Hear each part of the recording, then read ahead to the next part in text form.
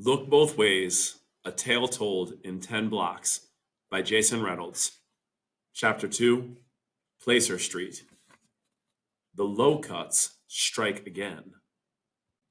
All I can tell you is if you ever see John Watson, Francie Baskin, Trista Smith, or especially Britton Bit Burns, the low cuts, better watch your pockets.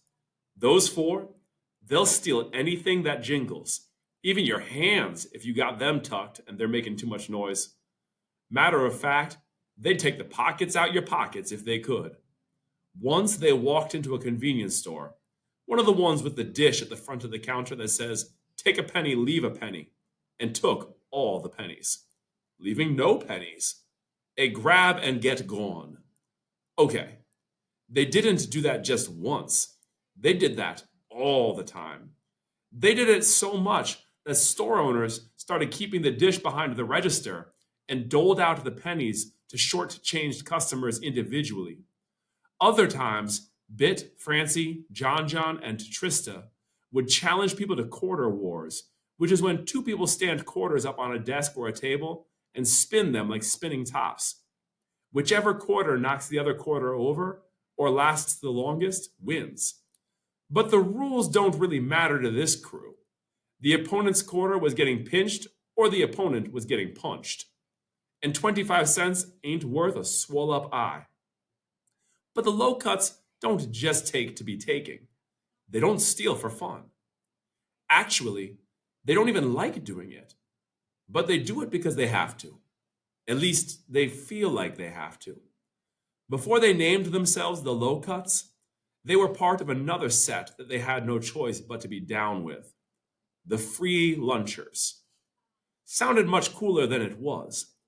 It didn't mean they got free lunch because they were special, or because they were popular, and loved so much that the school cafeteria offered them mozzarella sticks and crinkle-cut fries on the house. Instead, what it meant was their parents were tight, hard up, squeezed, strapped. Their folks didn't have any extra scratch to give for the itch of hunger. No lunch money. And that was true for each of the low cuts. Wasn't something they were proud of or something they were ashamed of either, even though other kids tried to make them feel a way about it.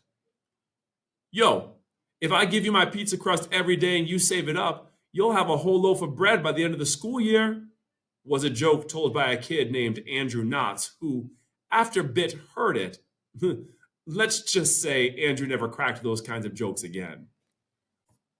For the record, Bit, John, Francie, and Trista weren't the only free lunchers. But they were the only free lunchers with parents who were cancer survivors. They'd been put together in an in-school support group run by the guidance counselor, Ms. Lane, sitting in a circle, passing a tissue box back and forth, talking about how hard it is to watch your parents skinny up, watch their hair thin and fall out, watch their bodies turn disloyal.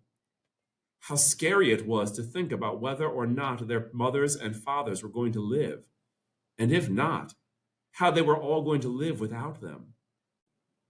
What the four of them never talked about was how the surgeries and treatments were what knocked everything in their lives and their parents' lives off track financially. It was where all the money went. That wasn't Ms. Lane's job to bring that up. Not part of the kumbaya circles that Bit pretended to be too tough for. And the truth is, they wouldn't have known any of this if Bit's mother hadn't told him all their business, but she did. And Bit told that business to the others, and the others asked their parents if it was true. "That's not for you to worry about," John's mother said. "Breast cancer." "Who told you that?" Francie's father asked. "Prostate cancer." We don't want to lie to you," Trista's father explained. "Stomach cancer." True. And it was this, not the cancer, but the strain it put on everyone that formed the low cuts. They all cut their hair down to almost bald, a sign of solidarity, and started stealing. There was only one rule. Only take loose change. No dollars, no jewelry, no wallets, only change. Usually they used it for extras at lunch. Today, it was for something else. The sound of the bell ringing, signaling the end of the day, might as well have been a starter pistol or an air horn, something to make the low cuts go. And go they did. They burst from their classes, Bit and Trista from English, John from math, and Francie from Spanish class. After stopping at their lockers, swapping books, packing bags, they burst from the school and gathered at the meeting place. There were 3 benches to the right of the double doors. The first was being babysat by some boy in a uniform, holding a broken skateboard across his lap, stroking it like a hurt dog. The second was occupied by Gregory Pitts and his friends swatting their arms through a cloud of body spray that smelled like cinnamon, if cinnamon smelled like garlic. And the third bench was where the low cuts always met, a base chosen by Bit. Bit was the tiniest person in their crew, and the obvious leader. He was always going on and on about how his growth spurt was going to come soon, and then he'd be the tallest, but nobody believed him. And even though Bit was half the size of his friends, he was the biggest when it came to confidence, and when it came to temper. He was known for knocking people out. There was a kid named Trey who was picking on John, calling him an old man because John had a patch of gray hair in the front of his head. He was born with it, a birthmark. Teased for it his whole life. Funny thing was, the gray patch, when cut low, looked more like a ringworm and would have made for much better jokes, which were the jokes Bit would have cracked if John weren't his low-cut brother. But Trey wasn't that sharp. John, you was born a senior citizen, Trey said. John, you look like you getting ready to retire from middle school, Trey said. John, soon you gonna need a walker to be walker, Trey said. John, that was the last John Trey spoke, before Bit's fist went into his mouth so fast, it knocked him out in the middle of the crosswalk. Thankfully, the crossing guard, Ms. Post, was there to wake Trey up, and while she was helping, Bit took off running. He'd done the same for Francie when boys were picking on her for having short hair, calling her Frankie. But she never paid them no mind. It never really bothered her. Francie always had a way of ignoring that kind of thing. The bigger person at all. But not Bit. Bit would knock heads, no question.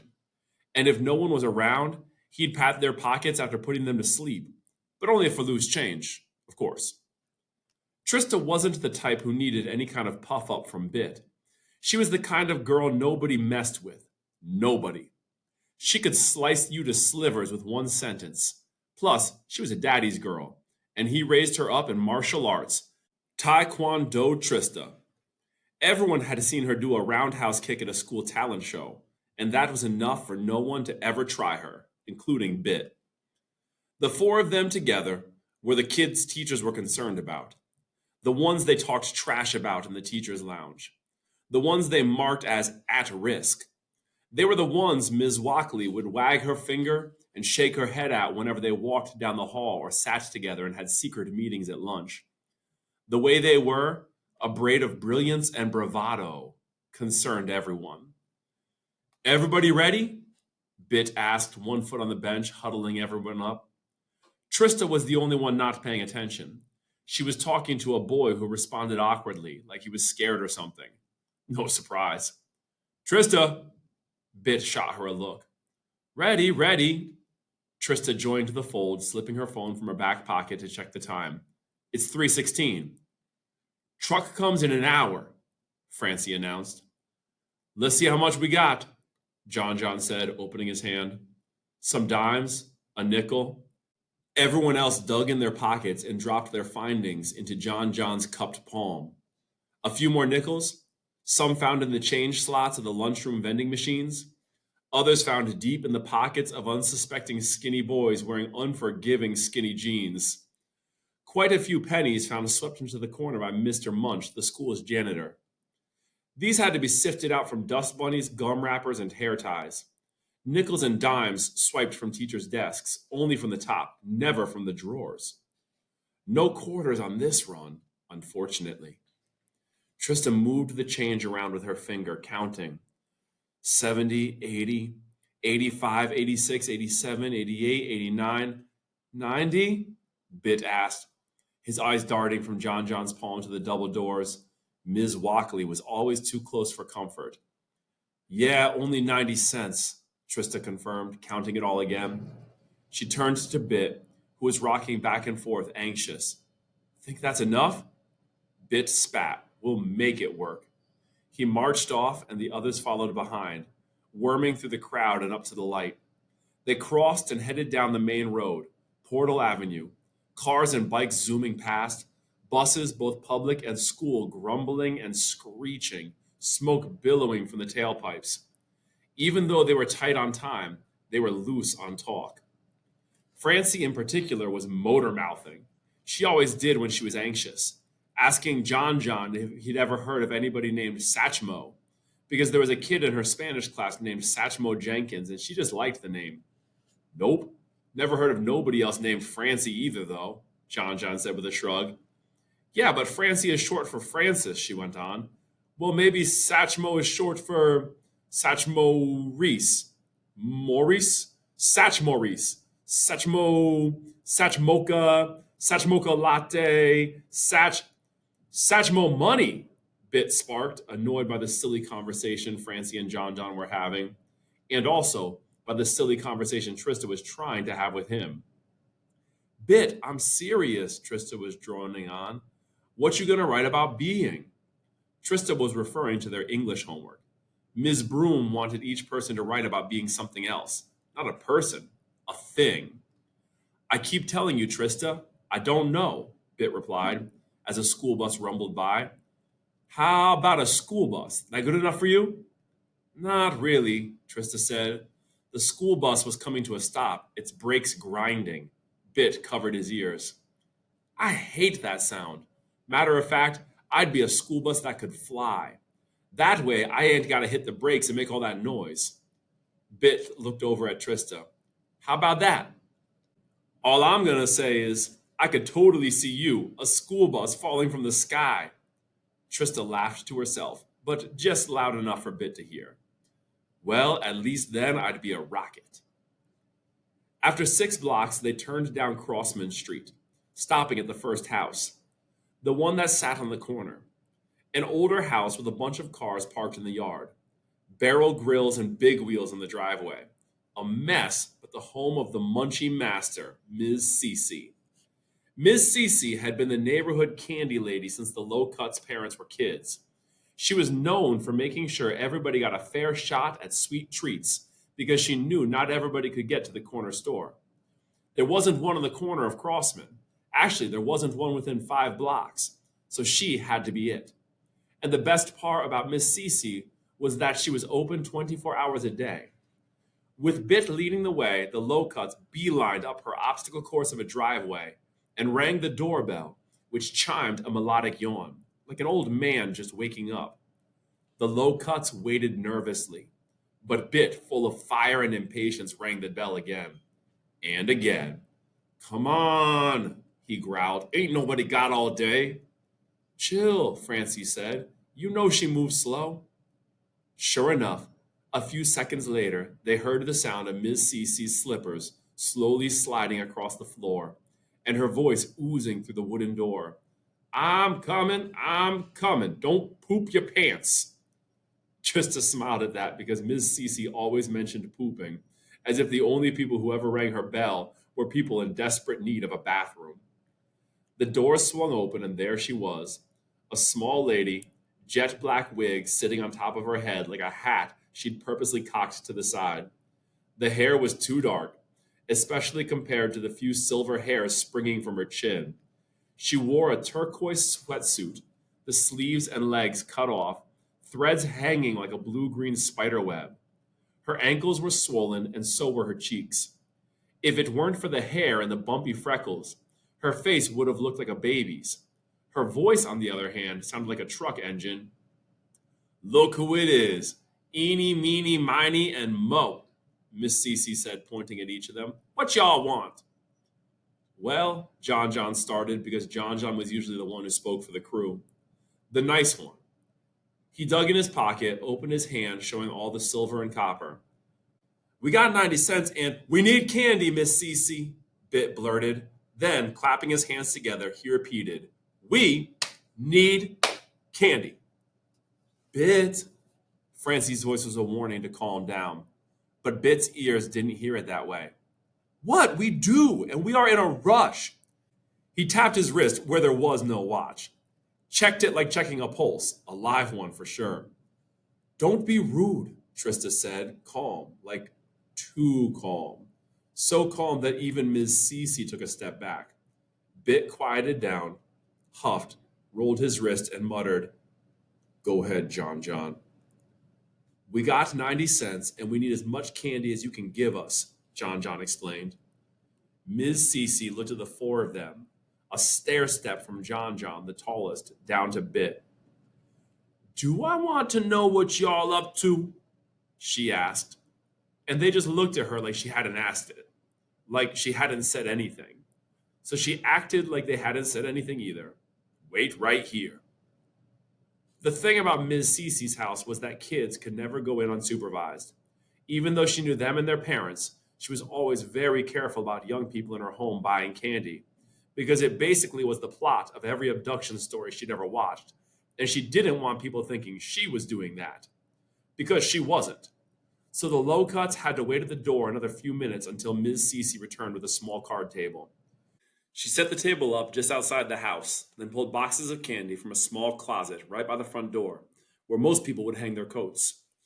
She set the boxes up on the table. Okay, today in the penny, nickel, and dime categories, we got the old stuff. You always say that when we come here. Don't nobody want no stale candy, Ms. CeeCee, Bit said, fighting himself to cool his tone. It's not stale, Britain. It's just older styles of candies. Like how the Michael Jordan sneakers y'all be paying all that money for keep getting remade. That's what this is. Retro candy. Hard to get and used to cost only a penny a piece when I was a little girl. But I gotta charge y'all 4 cents more. Attitude tax. Bit cocked his head. Ms. CeeCee cocked hers right back. Let that be a lesson, son. Plus, everything costs more over time. Inflation, Francie said. Sounds more like deflation, Bit grumbled under his breath, patting his pockets. What you say? Ms. CeeCee asked, adding the last box to the lineup on the table. Nothing, John subbed in for Bit. Okay, y'all know the rundown, Ms. CeeCee said. I got Mary Jane's, Tootsie Rolls, Squirrel Nut Zippers. Bit did his best to trap his laugh, but a slipped from his mouth. No matter how tough and tight he was, Squirrel Nut Zippers broke him every time. Let her finish, Francie said through her own giggles. Squirrel Nut Zippers, Miss CeeCee repeated, then continued with the list. Lifesavers, individually wrapped, Bit Honey, Charleston Chews, Bazooka Bubblegum, and... She popped back into the closet, mumbling to herself, then popped back out. I think that's it in terms of bang for your buck. They leaned over the table, looking at all the candy, trying to decide which was the right candy to get. Finally, Francie spoke up. What you think, Bit? Oh, now y'all care what I think, he snapped back. Don't be petty all your life. That was from John. We just know you know what to do with it better than us, Francie explained. You know how to use it. Exactly, Trista said, scratching her head. Ms. CeeCee covered her ears. I don't want to know. Bit turned to her. I mean, you said this candy from when you were young, right? Ms. CeeCee pulled her hands away from her face. That's right. So which was your favorite? Ms. CeeCee surveyed the table. It'd have to be a tie between the Mary Janes and the Lifesavers. I mean, that peanut butter mixed with syrup in the Mary Janes was like heaven. But the pure sugar of the Lifesavers was to little Cecilia a lifesaver. So we'll take as many of both of those as we can get. Ms. CeeCee started to count them out, and a few seconds later, there were 18 pieces of candy in front of them. 9 Mary Janes, 9 Lifesavers. John lets the coins fall into Miss CeeCee's hands, Bit scooping up the candy. Later, Miss CeeCee, he said, already walking away. Boy, one of these days you gonna learn some manners, she clapped back. Tell your mama I'm praying for her. Matter of fact, I'm praying for all your mamas, knuckleheads. Low cuts, Francie said, smiling. Right, low cuts, short cuts, whatever. You'll always be knuckleheads to me. Come on. Bit was at the end of the driveway, rocking back and forth, antsy. We're running out of time. They went back to the main road, back to busy Portal Avenue with the cars and trucks and other kids, other walkers, lollygagging on their way home from school. What's the math, Francie? John asked as he pulled a wad of sandwich bags from his pocket. Francie was the smartest low cut when it came to numbers. She could break it all down in her head in a way that would have taken Bit and John a calculator to do, and Trista probably 2 pages of long division. 18 pieces, we do bundles of 3, that's 6 bundles. Sell them for $1 a pop. That's only $6, Bit said. Yeah, and that's enough, John replied. No, we need more. We can get more. Bit had turned around and was walking backward so he could look his friends in their faces. I know these guys. I know these kinds of guys. They don't carry change ever. So we charge them $150 and they'll give us 2. Matter of fact, because we don't even have time for all these transactions, let's just do 3 bundles of 6, $250 a pop. They'll all pay 3 and we'll walk with 9. See, even though Francie was the best with math, Bit was the best with hustle. No doubt about it. When they got to Placer Street, which they'd practically run to after figuring out the numbers, they stopped on the corner, out of breath, and organized the candy. 3 Mary Janes and 3 lifesavers in 3 bags. Trista slid her phone from her back pocket again. It's 3:44. We got 15 minutes. Gotta make this quick, Francie said, twisting the bags, tying knots at the tops of them. A block down the street, they came up to a building that looked like an old house but had a sign out front. Placer Pool.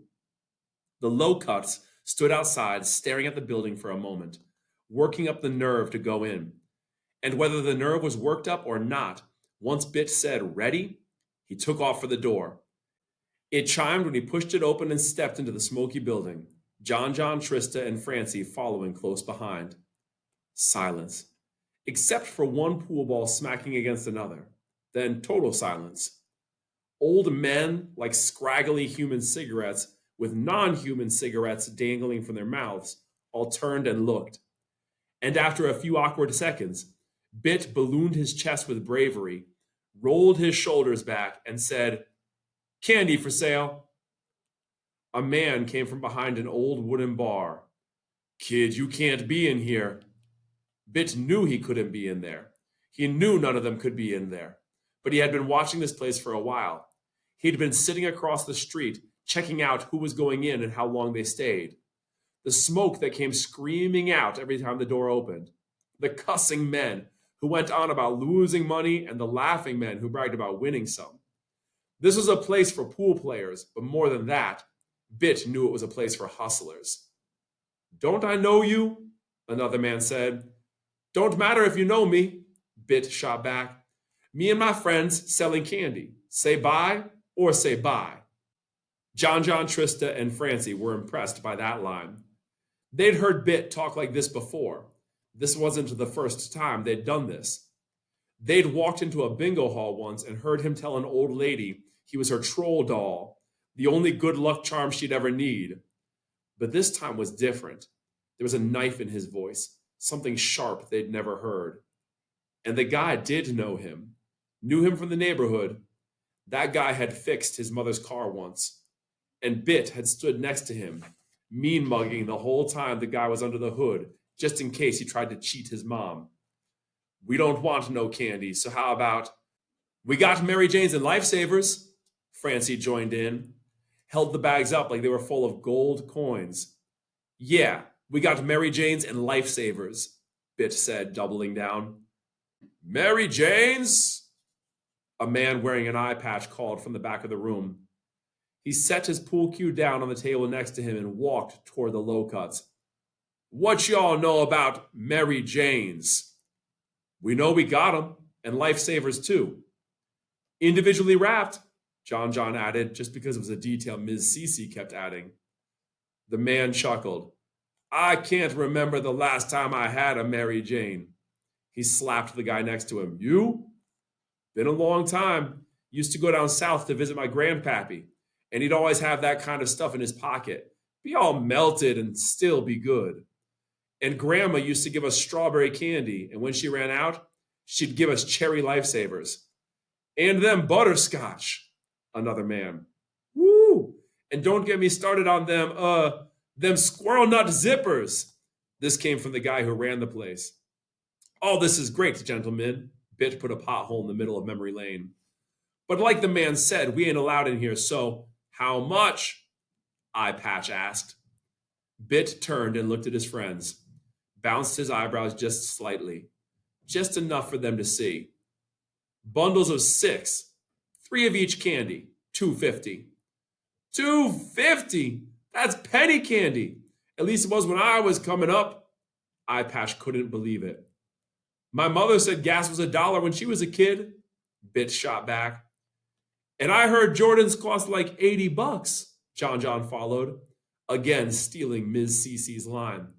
Guess everything costs more over time. The low cuts, in what seemed like one fluid motion, all shrugged. I tell you what ain't never been cheap. Kids, Eye Patch said. And I'll tell you what's hard to find. Mary Janes, one of the other men said, digging in his pocket. He clearly had no idea that there was a woman who sold them right around the corner. You said $2.50? Yeah, Bit said, bouncing on his toes, anxious. You got change? Bit looked at his friends again, bounced his eyebrows again. Nope. The man pulled $3 from his pocket, handed it to Bit. Francie handed over the first bag. Trista spoke up. Thank you. Hey, I took them dollars off him, he replied to Trista, but pointed to a red-haired man who just laughed and muttered something they couldn't hear. 8-ball corner pocket. Cha-ching! The buyer pumped his fist.